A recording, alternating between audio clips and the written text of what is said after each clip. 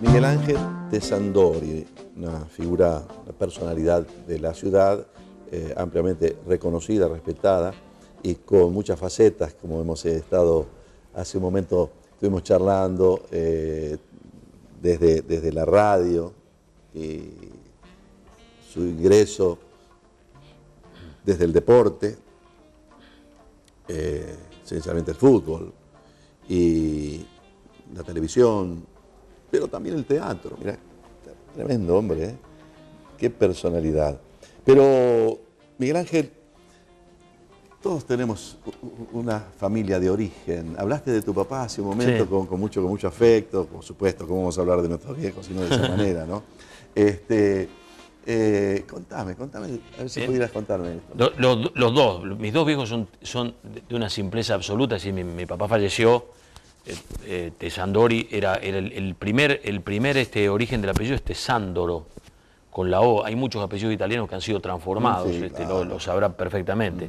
Y nosotros allá por el inicio del siglo, en 1900, se transformó en Tessandori, Tessandori, quedó Tessandori, para nosotros es Tessandori, el apellido es Tessandori. Claro.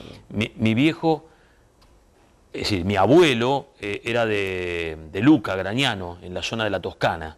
Ajá. Mi abuelo paterno. Qué lugar feo ese. Es feísimo, feísimo.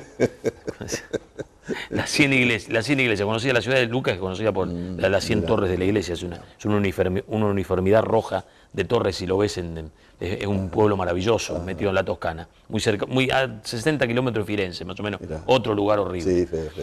Y mi abuelo materno, Bones, de apellido, era de Trento, arriba, ¿no? De Trentino, que vino de muy chico, 11, 12 años, y se instaló en Rosario. Mi mamá es María es una tipa muy simple, de lo más simple del mundo, muy buena, muy dura, una roca, una piedra, en función de sus aguantes. Sobrevivió a la muerte de mi papá, a la muerte de su nieto, Alejandro, y a la muerte de su otro hijo, mi hermano Enrique. Es decir, y sigue adelante, dos hermanos, sigue adelante con una pasión inclaudicable, bueno, con sus achaques, pero la María es una cosa, una tana. Nuestros respetos a María. Adolfo murió en el 95, era un tipo de tal simpleza y de tal capacidad que aceptaba lo que mandara el Señor, y en su proceso de juventud quedó, tanto que no lo conoció al padre, a mi abuelo él no lo conoció, porque era el menor de los 5 hermanos. Ellos eran 5 hermanos y ella era una santa, es como la canción de, claro, ¿te acordás cuando cantaba Gardel, Silencio? Sí. Bueno, y ella era una santa realmente, porque se quedó madre a los 29 años, se le muere el marido y tiene que venir con los 5 varones acá a la zona de Carreras, cerca de provincia de Santa Fe, cerca de Alcorta. Y tiene que en el campo luchar para mantener a sus 5 hijos, y después se vinieron para Rosario. Está en la zona de Pichincha, vinieron. Sí. Tu abuela Mi paterna. Abuela paterna, sí. Ajá. Doña María, que también era una gringa terriblemente dura. ¿Conociste? La conocí. Murió cuando yo era muy chico, pero sí, la conocí. Sí, una flaca huesuda, hermosa. Pero es que esa gente era imposible que no tuviera carácter. Porque ¿cómo venir a hacer la América, como solían decirse en aquellos tiempos, una mano atrás y otra adelante, pero además sosteniendo a los hijos y algunos en el caso a tempranísima edad y muchas veces solo? Mi abuelo vino teniendo 16 años solo, sin la familia, con un paisano que salieron juntos, el otro un poco más grande, y hacer la América, ¿no? Sí. Y con todo lo que esto implica, dificultades con el idioma, dificultades porque en general la cultura era muy escasa, muy elemental, no conocían mucho de leer o escribir,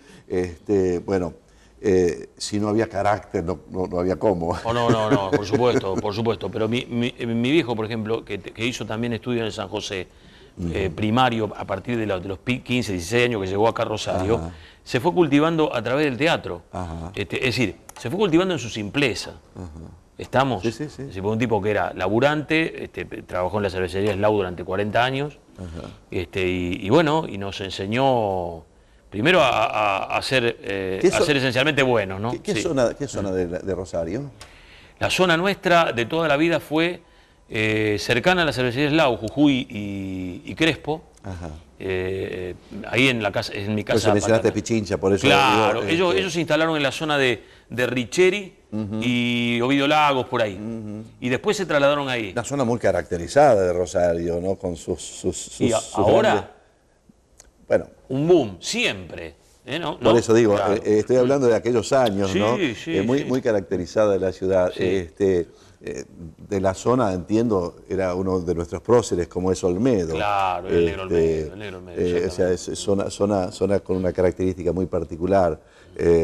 Yo viví un año por la zona, yo soy de la zona sur de la ciudad, Ajá. pero viví un año en Ovidio Lagos y Jujuy. Así que hace de esto en el Mundial, en el año 78. En En el año 78, coincidentemente, mi viejo deja la cervecería Slau con jubilación. Ajá. Y a los 2 meses la cervecería cierra. Es decir, que tuvo tanta fortuna Claro. que no cobró la indemnización. Claro. Pero se cerró la cervecería Slau. Una cerveza que era maravillosa, de las mejores del país. Y que me enteré que después Bember no le quiso vender la franquicia Mirá. a una de las cervecerías más importantes de ahora. Ahí estuvo 40 años trabajando. Yo iba los domingos a escuchar los partidos en el lugarcito donde mi papá hacía guardia. Ajá. Nos comíamos un buen sándwich y nos tomábamos la cerveza que venía de... Ya, desde ahí nomás. Sí, sí, sí, sí. Ese recuerdo lo tengo vivo. ¿Y qué te produce pensar, porque estamos hablando de la niñez tal Sí. vez, ¿no es cierto? ¿Qué te produce pensar en la niñez tuya? Me produce el afecto y el recuerdo maravilloso. Éramos tan felices con tan poco. Sí, Jugábamos al fútbol permanentemente en la Claro. calle. Teníamos partidos barriales con nosotros. De los cuadra Jujuy. contra cuadra. Claro, Jujuy contra Veramujica, Sí, por ejemplo, era el claro, clásico. sí. ¿sí? Si se iba a la calle de Veramujica, éramos visitantes y venían ellos a jugar Y es acá, verdad. en la calle Jujuy. Y siempre. Y jugábamos a las bolitas y, Sí, sí, claro. y íbamos a la casa de un panadero que era el primero que tuvo televisor en la cuadra y que nos invitaba a tomar la merienda en la Mirá. panadería y veíamos, por ejemplo, los viajes de Jaimito, sí. veíamos... Y viendo avión, viendo avión. Bueno, yo Biondi también. veía viendo avión. Sí, el Capitán Piluso también, ¿no? Yo soy un poco más No, antiguo que vos en esta no, tierra. bueno, pero sí, Biondi, ¿cómo no? Sí, Piluso, Claro. obviamente, ¿no? Marrone, que el otro día nos acordamos de Pepitito Marrone con Rubén Pero Matos en el podés teatro. pensar en estos años de la formación tuya, ¿no? De tu casa, de tus padres y de todo este mundo. ¿Lo ves como una etapa que te dio algún tipo de formación, la calle, el tener que estar... Por aquí anda mi hijo que estuvo charlando hace un momento contigo. Sí. Y él tiene una criatura que tiene 7 años. Y él me dice, papá, el problema es que no hay cómo dejarlo en la calle hoy, No. al chico. No, ¿no? no.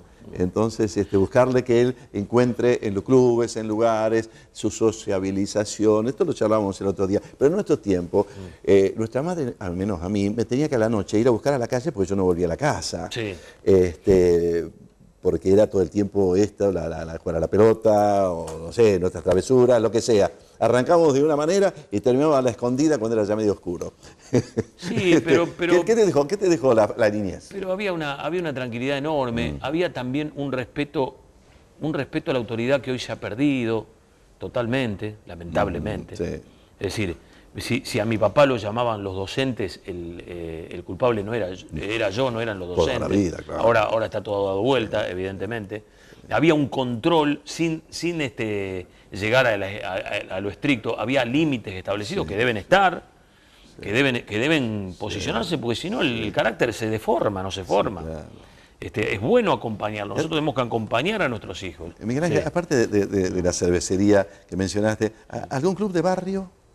El club de barrio era el Rosarinos Estudiantil. Rosarinos. Yo era hincho de los Rosarinos Estudiantil. Nosotros jugábamos siempre contra Sportivo Constitución, era el barrial. Y yo iba a ver a Estudiantil en básquetbol. Claro. Sí. No, pues yo era del Alén. Era una época del básquetbol notable. Era notable, ¿no? Era una lucha, pero había pero además, 10, 12 equipos buenísimos. Y además, no solo en niveles de primera, sino que todas las divisiones eran competitivas. Yo me acuerdo porque yo no jugué al básquet, pero sí mi hermano, que un par de años mayor que yo, y yo iba a, qué sé yo, a estos clubes que vos mencionás, a seguirlo, porque eran unas actividades. Esto es el punto, ¿no? Actividades para los chiquilines, para los jovencitos, que eran federados, porque estaba la Asociación Rosarina, y en cada barrio había una cuadra, 2, 3 cuadras, había otro club, había rivalidades y había competencia. Es que la contención de la vida de club y del trabajo deportivo de cada club ha sido un mojón muy importante para los argentinos, que hoy también está desnaturalizado. Hay una película muy linda de Campanella, que no es tan linda como las que hizo después, pero Luna de Avellaneda habla de esto, de este club de barrio, los recuerdos de la infancia, los contactos, los amigos, las relaciones con las chicas, el formar la familia, todo lo que implica el club. El club es maravilloso, los clubes tienen que ser, o tendrían que seguir siendo maravillosos, y el Estado tendría que volver a poner el acento en los clubes de barrio. Claro, ¿cómo fomentarlo, ¿no? Cómo darle fomento a que esto pueda desarrollarse más. Miguel Ángel Tessandori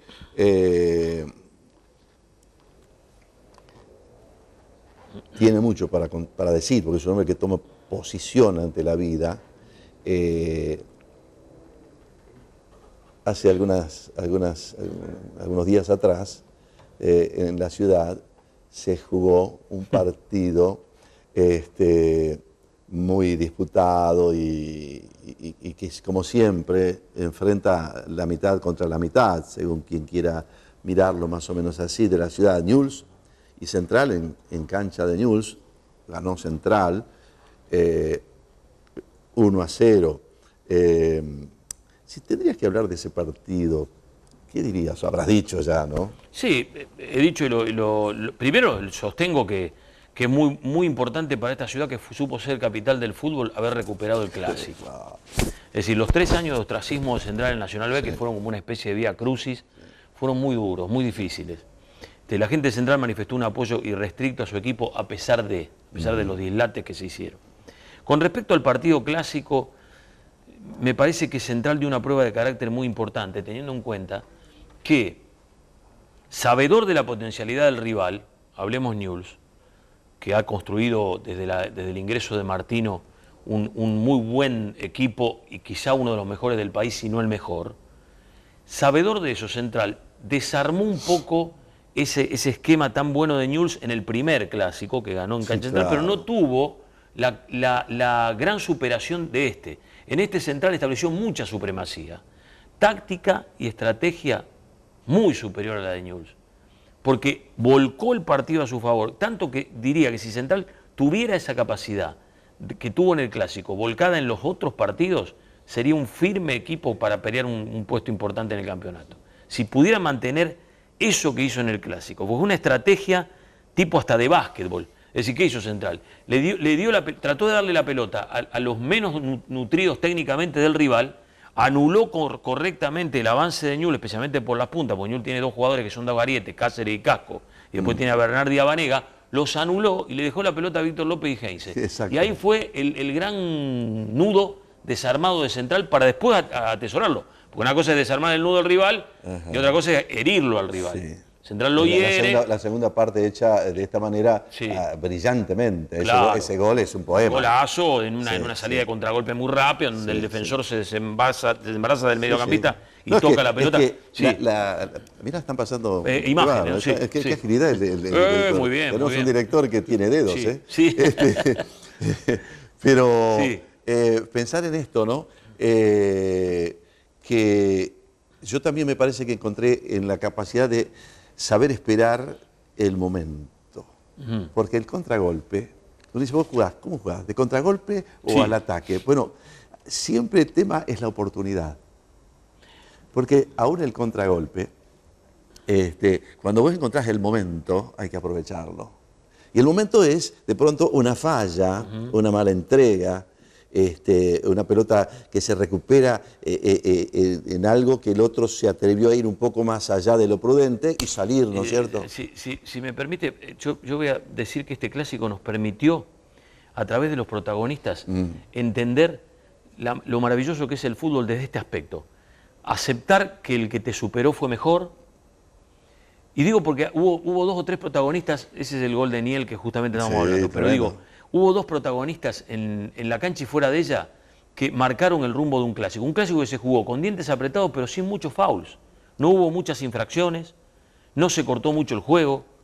Esto hablo porque no es necesario apelar a la infracción. Y terminó normalmente. Y nadie se murió, el fútbol sigue, la vida sigue. Pero 2 protagonistas que con su experiencia dieron un toque, yo diría hasta de gran nivel, desde lo conceptual, desde lo volcado en la cancha y desde fuera de la cancha, que fueron Abreu por un lado, que es un tipo muy inteligente para jugar al fútbol, y, bueno, usted lo escucha hablar a Abreu y se da cuenta de lo inteligente que es. Y por el otro lado, Heinze. Una gran experiencia los dos. Claro, y por otro lado Heinze, que demostró que a pesar de la lesión, a pesar de tener en el bolsillo mucho dinero, porque ganó mucho dinero en su carrera futbolística, jugó en el Manchester United, el Real Madrid, ya está todo dicho, jugó con espíritu amateur el partido. Y devolvió pelotas que tenía que devolver y no necesitó de increpar a nadie para jugar y perdió el partido y chao, ya está. Es decir, y eso demuestra que se puede jugar al fútbol en una ciudad como esta y se puede estar contento y triste y después mañana cambiará la cara, pero eso es lo que uno quiere del profesional, porque los profesionales tienen una gran responsabilidad desde la cancha. Tienen una gran responsabilidad. Nosotros a veces le pedimos responsabilidad a la gente que está en la tribuna. Pidamos la responsabilidad a los profesionales, o a nosotros que somos comunicadores, y entonces vamos a tener mejor respuesta. Toda la vida. Bueno, ya vamos llegando a un aspecto que tiene que ver con las cuestiones sociales. Te interesa mucho, por eso te escucho desde ese punto de vista también interesado. Pero quisimos exprimir un poco al comentarista deportivo y también analizado este espectáculo deportivo. Hay gente que dice, pero ¿por qué el Pastor Silvestri se mete a hablar de fútbol? ¿Y por qué no? ¿Por qué no hablar de fútbol? Sí, el fútbol, aquella frase pasión de multitudes y otras tantas frases que tienen que ver con este deporte que es único, como suele decirse, creo que nos apasiona. Hay gente, yo no sé cuáles han sido las circunstancias, pero no quiero hablar de esto necesariamente, pero hay gente que fallece, por supuesto, como espectador. Tanta emoción produce este espectáculo deportivo y esta confrontación, esto de la pasión deportiva. ¿Cómo lo ves? Por eso dije, me parece fantástico, si yo puedo analizar en algo esto, es decir, terminó el partido y terminó bien. Sí, lo que pasa es que Eduardo Galeano, uno de los grandes escritores sudamericanos, dijo una vez que el domingo es el día en que trabajan más los cardiólogos en el... Claro. Porque antes se jugaba el domingo, todos los domingos a las 3:30, entonces todos los partidos eran a las 3:30. Dijo Galeano, el domingo es el día que más los cardiólogos trabajan, porque evidentemente el corazón late. Porque es muy pasional todo Es muy esto. Pasional, aparte es muy tiene de impronta, de un gol psicológicamente que cae en un momento inesperado, cuando uno espera lo peor pasa lo mejor, o al revés. Claro. El partido tiene esas cosas. El fútbol es un deporte en donde el menor le puede ganar al mayor. Siempre. En los otros deportes es muy difícil, en el básquet es muy difícil, en el tenis casi imposible, el que le pega mejor a la pelota casi siempre va a ganar, salvo un momento en que esté una lesión, físicamente, o lo que pero sea, claro. como es un deporte de precisión, si uno le pega a la pelota, la acomoda donde quiere. En cambio el fútbol, una pelota que pega en el palo, una pelota que sale afuera, y te salvo o te condena. Es así. Es decir, en el Mundial 78, si la pelota de Resenbrich no pegaba en el palo, nosotros no ganábamos la Copa del Mundo. Por más que se hablara de lo que se hablara, si la pelota de Resenbrich, 35 del segundo tiempo, entra, perdemos 2-1 y se terminó el Mundial para Argentina. Y bueno, como esto mucho, ¿no? Pero hubiese, está lleno el mundo. Sí. Y hablando de pasiones, por eso digo, es un hecho tan pasional, el deporte, el fútbol particularmente, ¿no? Mueve también muchos intereses. lo cual a veces parecería que es poco contradictorio cuando hay tantos intereses y al mismo tiempo hay tanta pasión. ¿Cómo ves el aspecto, digamos, en donde está metido especialmente el fútbol, ¿no? Y sus intereses, los clubes, y bueno, el tiempo de hoy, no sé si se puede hacer un parangón con las épocas del escribano Vesco, de hace unos cuantos años atrás, o algún otro, en el otro club, algún presidente, pero ¿cómo es hoy? ¿Cómo se ve hoy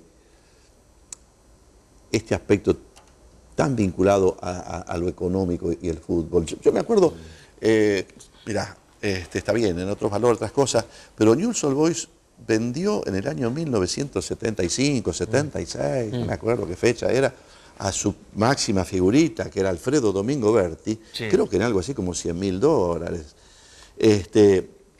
Era haber hecho una cosa extraordinaria, $100.000. Hoy $100.000 lo pagan por pibitos de 14 años, de 10 años, por ahí. ¿Qué pensás? No, el fútbol ha sido económicamente, es impresionante lo que se ha expandido económicamente. Si pensamos nosotros que hay clubes de fútbol en España que contratan jugadores por la comercialización de sus camisetas, que está todo dicho. Porque, por ejemplo, cuando entró David Beckham al fútbol español, se sacó más dinero de la comercialización de la camiseta de Beckham que del contrato en sí. ¿Estamos? Bueno, Guillermo Vila, cuando ganó Forest Hills en el año 77, ganó $50.000. Y hoy el ganador del US Open de tenis se lleva $1,5 millones. Si ponemos cifras, las cifras son impresionantes. Pero en materia de fútbol en la Argentina, hay un concepto que se ha metido en los dirigentes. Los dirigentes han creado monstruos. Generalmente cuando usted le da de comer al monstruo, el monstruo se lo termina devorando. Es la vieja mecánica del alacrán. Sí, sí. El alacrán te pica. Sí, sí. Si usted elabora un contacto con estos delincuentes, porque acá se disfrazan, los barra bravas no son barra bravas, son delincuentes que están preparados para quedarse con el dinero de los clubes y arman una especie de caparazón, porque en realidad son muy cobardes, los tipos son muy cobardes. Si se agrupan, ¿no? Tienen un miedo intrínseco. Si usted los enfrenta, los acobarda. Si se juntan y se arman, hacen una especie de caparazón. Amparados por los poderes de turno. ¿Qué pasa? Hay varios kioscos en relación al fútbol. Venta de entradas, estacionamiento en los clubes, venta de pasajes, manejo y comercialización de las cosas del merchandising, hasta tours de visitantes a partidos, como por ejemplo Boca River. Entonces eso es mucho dinero. Si usted comienza a penetrar en ese andamiaje, y empieza el rebote. Se van a pelear entre ellos, como se están peleando, se van a matar entre ellos por ese dinero. Pero eso no es pasión de fútbol. No, eso es delincuencia. Claro. Si el Estado protege al delincuente en beneficio de estos vivillos, y estamos en problemas permanentemente. Siempre me acuerdo que una de las cosas que escuchaba en mi casa, mi padre solía contarlo, yo no lo viví ese episodio, que en el Parque Independencia estuvieron a punto de linchar a un referí. Sí. No sé cómo fue toda esa historia, pero... Mi papá me lo contó. Fue Cosio, en un partido de Newell's y San Lorenzo. Lo que pasa que... O sea, algo que el fútbol despierta pasiones, pero hay otras pasiones que... Hay otro tipo de desborde. Yo no estoy justificando ese desborde de esa tarde. Esa tarde fueron hinchas enardecidos porque Cosio anuló un gol que era una injusticia total. Entonces lo agarraron, se lo llevaron hasta la zona del parque y dos gendarmes que estaban en la cancha le salvaron la vida. Lo colgaban. Pero esto ya es un desborde irracional de una mente sacada, loca por un partido. Eso es la pasión del deporte, tal vez... químicamente puro, que esto es un disparate, no nada es justificable. Pero digo, estas cosas de hoy, no están relacionadas con la pasión por el fútbol. No, en absoluto. Si estos tipos... Porque hablamos de muertes, hablamos de muchas cosas también que ocurren. Estos tipos que van a de delitos, ¿no? Pero si yo le pregunto cómo se llama el 9 del equipo que ellos saben defender, no saben. No saben ni cómo juega el equipo, no saben ni cómo se juega el partido. ¿Cómo van? 1-1. Ni idea. Ellos gritan. Bueno, fueron defendidos por la Presidenta de la Nación. Nuestro país está en un problema mayúsculo si defiende a estos tipos. Estamos en problemas mayúsculos. Porque Yo la única vez que vi que se juntaran el oficialismo y la oposición fuera para discutir, avalarlos para que se vayan al Mundial de Sudáfrica y ahora el de Brasil. Para eso se juntan. Para defender a la gente no se juntan nunca. Hinchadas argentinas. Hinchadas Unidas Argentinas. Hinchadas Unidas Argentinas. ¿Sabe cuánto vale un pasaje a... No, por favor. ¿Sabe cuánto vale una entrada al Mundial de Brasil? Sí, todos los costos de alrededor, por supuesto. Lo que le cuesta a una gente que quiere ver el partido. La vida se compone de muchas cosas. La vida se compone de pasiones, como en este caso estamos hablando, pasiones deportivas, pasiones políticas, pero también de la vida, que es una llama encendida. Alguna vez la llama tambalea, alguna vez la llama se apaga. Esa es la vida. ¿Hay algo que uno pudiera no intentarlo o uno debiera privarse de hacer en la vida? Yo creo que a todo hay que hacerle frente, en todo hay que estar interesado, ser inquieto. Pero hemos estado hablando de cuestiones que tienen que ver con también la vida agredida, la vida maltratada, esa llama. ¿Por qué las personas llegan a situaciones de esta violencia? Vamos a hablar un poquito de los hechos sociales que nos tocan vivir hoy. ¿Por qué las personas algo ya empezamos a caminar? ¿Por qué las personas, por qué nosotros? Es fácil mirar hacia allá, pero ¿por qué nosotros? De pronto nos permitimos que esa llama parpadee o se apague de una manera inadecuada. ¿A usted le interesa su persona, su vida? ¿Usted se respeta a sí mismo? ¿Usted se valora?